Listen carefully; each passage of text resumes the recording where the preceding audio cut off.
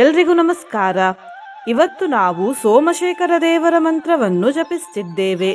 ಈ ಮಂತ್ರವನ್ನು ಪ್ರತಿ ಸೋಮವಾರ ಭಕ್ತಿಯಿಂದ ಪೂರ್ತಿ 108 ಬಾರಿ ಕೇಳಿದ್ರೆ ಮನಸ್ಸಿಗೆ ಶಾಂತಿ ಸಿಗ್ತದೆ, ಗ್ರಹ ದೋಷಗಳು ಪರಿಹಾರವಾಗ್ತವೆ ಮತ್ತು ದುಷ್ಟಶಕ್ತಿಗಳು ನಾಶವಾಗ್ತವೆ. ಈ ಮಂತ್ರದಲ್ಲಿ ಶೀರ್ಷ ಅನ್ನುವ ಪದ ಬಂದಿದೆ. ಮೊದಲು ಈ ಪದದ ಅರ್ಥವನ್ನು ತಿಳ್ಕೊಳ್ಳುವ, ಆಮೇಲೆ ಮಂತ್ರವನ್ನು ಕೇಳುವ. ಶೀರ್ಷ ಅಂದ್ರೆ ಶಿರಸ್ಸು, ಅಂದರೆ ತಲೆ ಅಂತ ಅರ್ಥ. ನಿನ್ನೆ ನಾನು ಕೇಳಿದ ಪ್ರಶ್ನೆ, ಅಶ್ವಯುಜ ಮಾಸದ ಇನ್ನೊಂದು ಹೆಸರೇನು ಅಂತ. ಈ ಪ್ರಶ್ನೆಗೆ ಸರಿ ಉತ್ತರ ಬಿ, ಅಶ್ವಿನಿ ಮಾಸ. ಸರಿ ಉತ್ತರ ಕೊಟ್ಟವರಲ್ಲಿ ಒಬ್ಬರ ಹೆಸರು ಶೈಲಜಾ ರಾಜ್. ಶೈಲಜಾ ಅವರೇ ಈ ಮಂತ್ರವನ್ನು ಪ್ರತಿ ಸೋಮವಾರ ಭಕ್ತಿಯಿಂದ 108 ಬಾರಿ ಕೇಳಿ ಅಂತ ಹೇಳ್ತಾ ಇವತ್ತಿನ ಪ್ರಶ್ನೆಯನ್ನು ನೋಡುವ. ಗರಲ ಎಂದರೇನು? ಎ, ಅಮೃತ, ಬಿ, ಸುರ, ಸಿ, ವಿಷ, ಡಿ, ಮಧು. ಈ ಪ್ರಶ್ನೆಗೆ ಸರಿ ಉತ್ತರ ಕೊಟ್ಟವರಲ್ಲಿ ಒಬ್ಬರ ಹೆಸರನ್ನು ನಾಳಿನ ವಿಡಿಯೋದಲ್ಲಿ ಹೇಳ್ತೇನೆ. ಬನ್ನಿ ಈಗ ಈ ಶಕ್ತಿಶಾಲಿ ಸೋಮಶೇಖರ ಮಂತ್ರವನ್ನು 108 ಬಾರಿ ಭಕ್ತಿಯಿಂದ ಕೇಳುವ. ಅದಕ್ಕಿಂತ ಮುಂಚೆ ಓಂ ಸೋಮಶೇಖರಾಯ ನಮಃ ಅಂತ ಕಮೆಂಟ್ ಮಾಡಿ, ಚಾನಲಿಗೆ ಹೊಸಬ್ರಾಗಿದ್ರೆ ಚಾನಲ್ ಅನ್ನು ಸಬ್ಸ್ಕ್ರೈಬ್ ಮಾಡಿ, ಹತ್ರ ಇರುವ ಬೆಲ್ ಬಟನ್ ಪ್ರೆಸ್ ಮಾಡಿ, ಆಲ್ ಅನ್ನುವ ಆಪ್ಷನ್ ಅನ್ನು ಸೆಲೆಕ್ಟ್ ಮಾಡಿ. ಶೀರ್ಷ ಜಟಾಗಣ ಭಾರಂ ಗರಲಾಹಾರಂ ಸಮಸ್ತ ಸಂಹಾರಂ ಕೈಲಾಸಾದ್ರಿ ವಿಹಾರಂ ಪಾರಂ ಭವವಾರಿಧೇರಹಂ ವಂದೇ. ಶೀರ್ಷ ಜಟಾಗಣ ಭಾರಂ ಗರಲಾಹಾರಂ ಸಮಸ್ತ ಸಂಹಾರಂ ಕೈಲಾಸಾದ್ರಿ ವಿಹಾರಂ ಪಾರಂ ಭವವಾರಿಧೇರಹಂ ವಂದೇ. ಶೀರ್ಷ ಜಟಾಗಣ ಭಾರಂ ಗರಲಾಹಾರಂ ಸಮಸ್ತ ಸಂಹಾರಂ ಕೈಲಾಸಾದ್ರಿ ವಿಹಾರಂ ಪಾರಂ ಭವವಾರಿಧೇರಹಂ ವಂದೇ. ಶೀರ್ಷ ಜಟಾಗಣ ಭಾರಂ ಗರಲಾಹಾರಂ ಸಮಸ್ತ ಸಂಹಾರಂ ಕೈಲಾಸಾದ್ರಿ ವಿಹಾರಂ ಪಾರಂ ಭವವಾರಿಧೇರಹಂ ವಂದೇ. ಶೀರ್ಷ ಜಟಾಗಣ ಭಾರಂ ಗರಲಾಹಾರಂ ಸಮಸ್ತ ಸಂಹಾರಂ ಕೈಲಾಸಾದ್ರಿ ವಿಹಾರಂ ಪಾರಂ ಭವವಾರಿಧೇರಹಂ ವಂದೇ.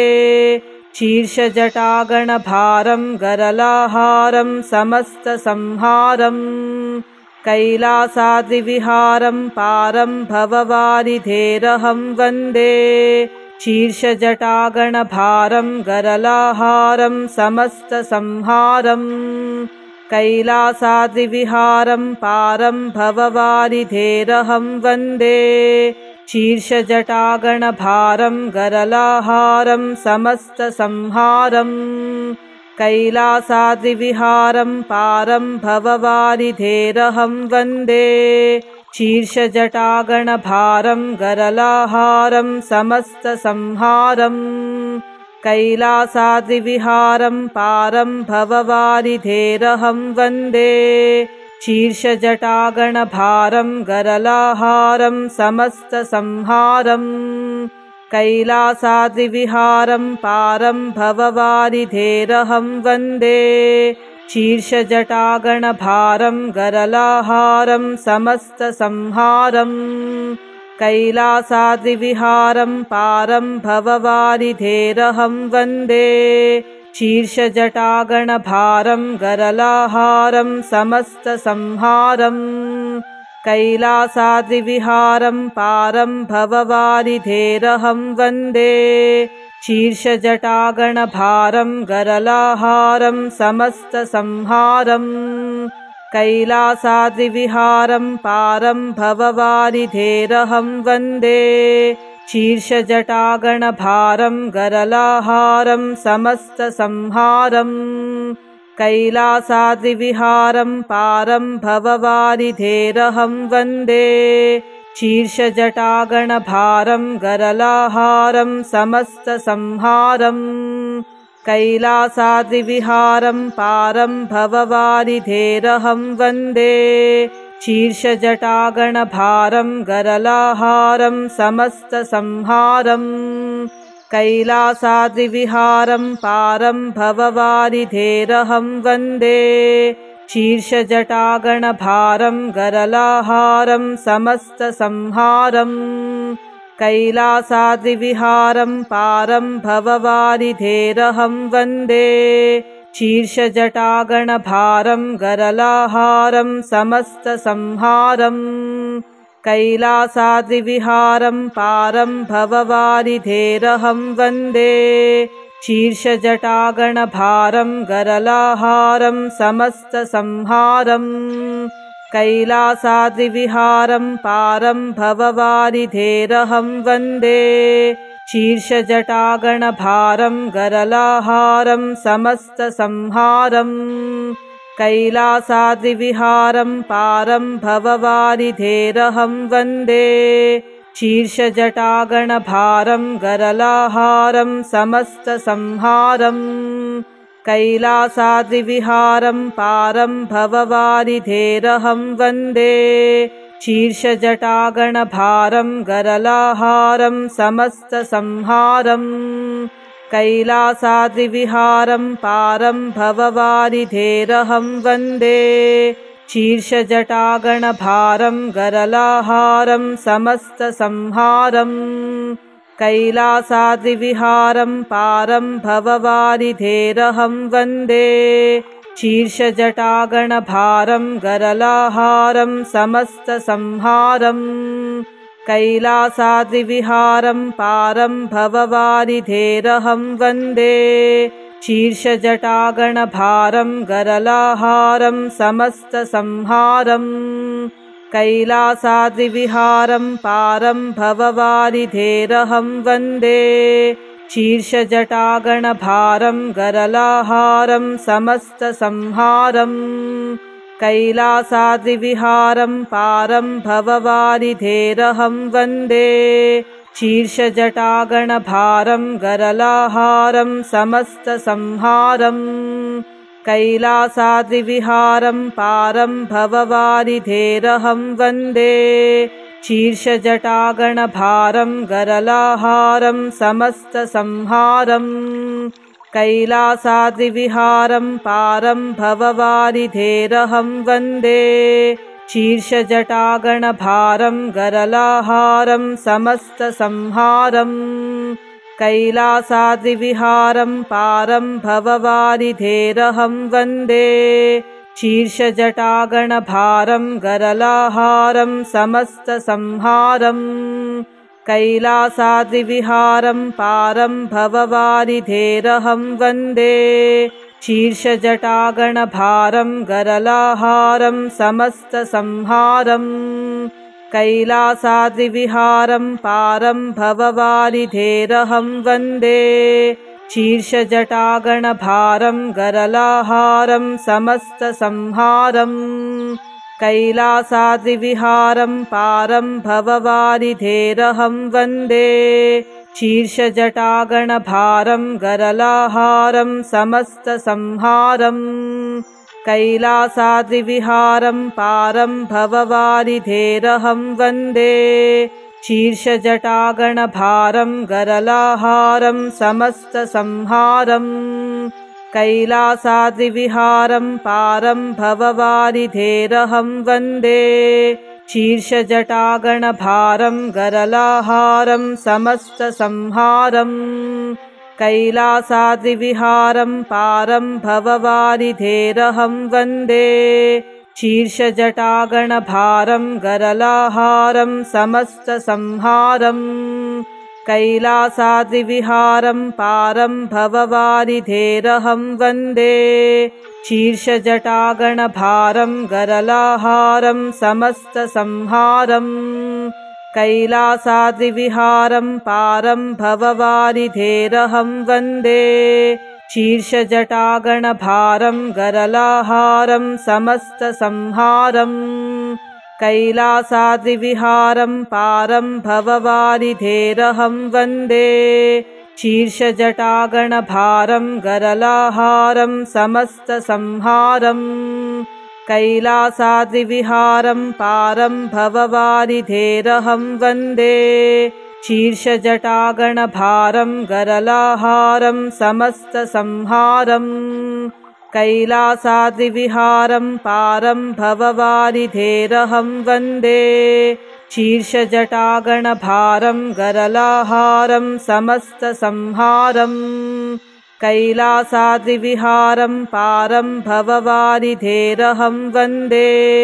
शीर्षजटागणभारं गरलाहारं समस्तसंहारं कैलासाद्रिविहारं पारं भववारिधेरहं वन्दे शीर्षजटागणभारं गरलाहारं समस्तसंहारं कैलासाद्रिविहारं पारं भववारिधेरहं वन्दे शीर्षजटागणभारं गरलाहारं समस्तसंहारं कैलासाद्रिविहारं पारं भववारिधेरहं वन्दे शीर्षजटागणभारं गरलाहारं समस्तसंहारं कैलासाद्रिविहारं पारं भववारिधेरहं वन्दे शीर्षजटागणभारं गरलाहारं समस्तसंहारं कैलासाद्रिविहारं पारं भववारिधेरहं वन्दे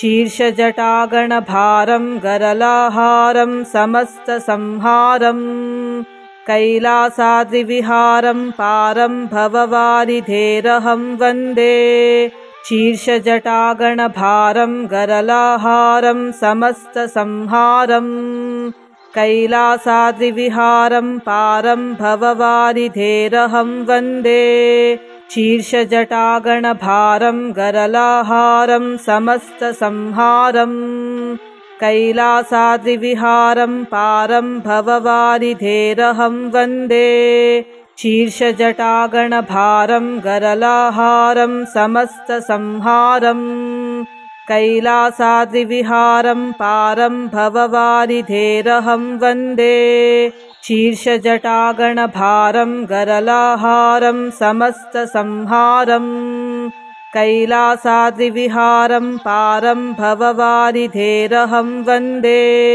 शीर्षजटागणभारं गरलाहारं समस्तसंहारं कैलासाद्रिविहारं पारं भववारिधेरहं वन्दे शीर्षजटागणभारं गरलाहारं समस्तसंहारं कैलासाद्रिविहारं पारं भववारिधेरहं वन्दे शीर्षजटागणभारं गरलाहारं समस्तसंहारं कैलासाद्रिविहारं पारं भववारिधेरहं वन्दे शीर्षजटागणभारं गरलाहारं समस्तसंहारं कैलासाद्रिविहारं पारं भववारिधेरहं वन्दे शीर्षजटागणभारं गरलाहारं समस्तसंहारं कैलासाद्रिविहारं पारं भववारिधेरहं वन्दे शीर्षजटागणभारं गरलाहारं समस्तसंहारं कैलासाद्रिविहारं पारं भववारिधेरहं वन्दे शीर्षजटागणभारं गरलाहारं समस्तसंहारं कैलासाद्रिविहारं पारं भववारिधेरहं वन्दे शीर्षजटागणभारं गरलाहारं समस्तसंहारं कैलासाद्रिविहारं पारं भववारिधेरहं वन्दे शीर्षजटागणभारं गरलाहारं समस्तसंहारं कैलासाद्रिविहारं पारं भववारिधेरहं वन्दे शीर्षजटागणभारं गरलाहारं समस्तसंहारं कैलासाद्रिविहारं पारं भववारिधेरहं वन्दे शीर्षजटागणभारं गरलाहारं समस्तसंहारं कैलासाद्रिविहारं पारं भववारिधेरहं वन्दे शीर्षजटागणभारं गरलाहारं समस्तसंहारं कैलासाद्रिविहारं पारं भववारिधेरहं वन्दे शीर्षजटागणभारं गरलाहारं समस्तसंहारं कैलासाद्रिविहारं पारं भववारिधेरहं वन्दे शीर्षजटागणभारं गरलाहारं समस्तसंहारम् कैलासाद्रिविहारं पारं भववारिधेरहं वन्दे शीर्षजटागणभारं गरलाहारं समस्तसंहारम् कैलासाद्रिविहारं पारं भववारिधेरहं वन्दे शीर्षजटागणभारं गरलाहारं समस्तसंहारम् कैलासाद्रिविहारं पारं भववारिधेरहं वन्दे शीर्षजटागणभारं गरलाहारं समस्तसंहारम् कैलासाद्रिविहारं पारं भववारिधेरहं वन्दे शीर्षजटागणभारं गरलाहारं समस्तसंहारम् कैलासाद्रिविहारं पारं भववारिधेरहं वन्दे शीर्षजटागणभारं गरलाहारं समस्तसंहारम् कैलासाद्रिविहारं पारं भववारिधेरहं वन्दे शीर्षजटागणभारं गरलाहारं समस्तसंहारम् कैलासाद्रिविहारं पारं भववारिधेरहं वन्दे शीर्षजटागणभारं गरलाहारं समस्तसंहारम् कैलासाद्रिविहारं पारं भववारिधेरहं वन्दे शीर्षजटागणभारं गरलाहारं समस्तसंहारम् कैलासाद्रिविहारं पारं भववारिधेरहं वन्दे शीर्षजटागणभारं गरलाहारं समस्तसंहारम् कैलासाद्रिविहारं पारं भववारिधेरहं वन्दे शीर्षजटागणभारं गरलाहारं समस्तसंहारम् कैलासाद्रिविहारं पारं भववारिधेरहं वन्दे शीर्षजटागणभारं गरलाहारं समस्तसंहारम् कैलासाद्रिविहारं पारं भववारिधेरहं वन्दे शीर्षजटागणभारं गरलाहारं समस्तसंहारम् कैलासाद्रिविहारं पारं भववारिधेरहं वन्दे शीर्षजटागणभारं गरलाहारं समस्तसंहारम् कैलासाद्रिविहारं पारं भववारिधेरहं वन्दे शीर्षजटागणभारं गरलाहारं समस्तसंहारम् कैलासाद्रिविहारं पारं भववारिधेरहं वन्दे शीर्षजटागणभारं गरलाहारं समस्तसंहारम्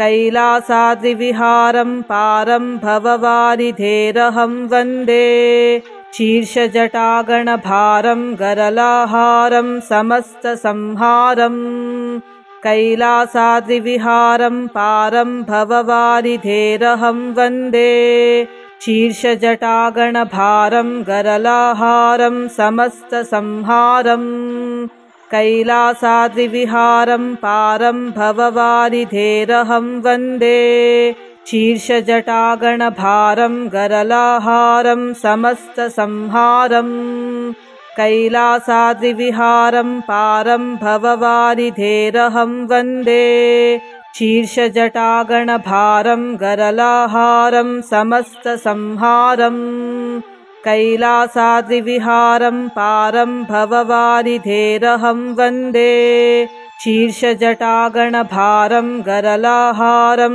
समस्तसंहारम् कैलासाद्रिविहारं पारं भववारिधेरहं वन्दे शीर्षजटागणभारं गरलाहारं समस्तसंहारम् कैलासाद्रिविहारं पारं भववारिधेरहं वन्दे शीर्षजटागणभारं गरलाहारं समस्तसंहारम् कैलासाद्रिविहारं पारं भववारिधेरहं वन्दे शीर्षजटागणभारं गरलाहारं समस्तसंहारं कैलासाद्रिविहारं पारं भववारिधेरहं वन्दे शीर्षजटागणभारं गरलाहारं समस्तसंहारं कैलासाद्रिविहारं पारं भववारिधेरहं वन्दे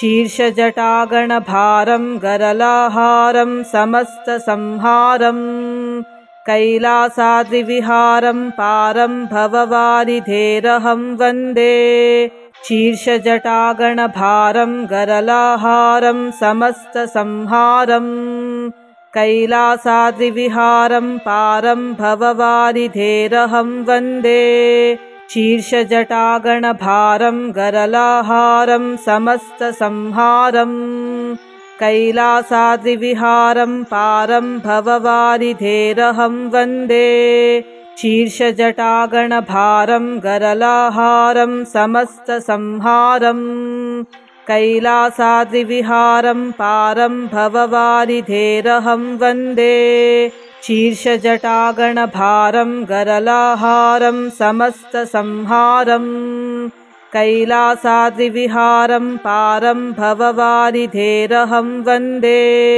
शीर्षजटागणभारं गरलाहारं समस्तसंहारं कैलासाद्रिविहारं पारं भववारिधेरहं वन्दे शीर्षजटागणभारं गरलाहारं समस्तसंहारं कैलासाद्रिविहारं पारं भववारिधेरहं वन्दे शीर्षजटागणभारं गरलाहारं समस्तसंहारं कैलासाद्रिविहारं पारं भववारिधेरहं वन्दे शीर्षजटागणभारं गरलाहारं समस्तसंहारं कैलासाद्रिविहारं पारं भववारिधेरहं वन्दे शीर्षजटागणभारं गरलाहारं समस्तसंहारं कैलासाद्रिविहारं पारं भववारिधेरहं वन्दे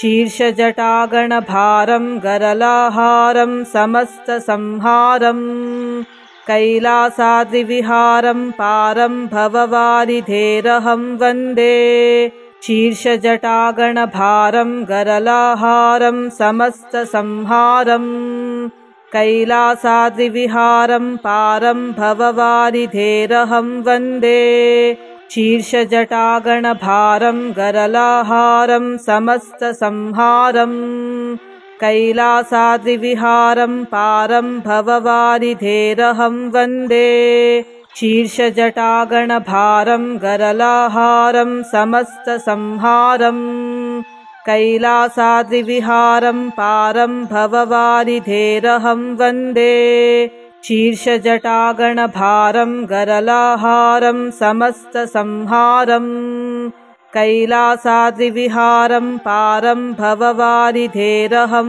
वन्दे शीर्षजटागणभारं गरलाहारं समस्तसंहारं कैलासाद्रिविहारं पारं भववारिधेरहं वन्दे शीर्षजटागणभारं गरलाहारं समस्तसंहारं कैलासाद्रिविहारं पारं भववारिधेरहं वन्दे शीर्षजटागणभारं गरलाहारं समस्तसंहारं कैलासाद्रिविहारं पारं भववारिधेरहं वन्दे शीर्षजटागणभारं गरलाहारं समस्तसंहारं कैलासाद्रिविहारं पारं भववारिधेरहं वन्दे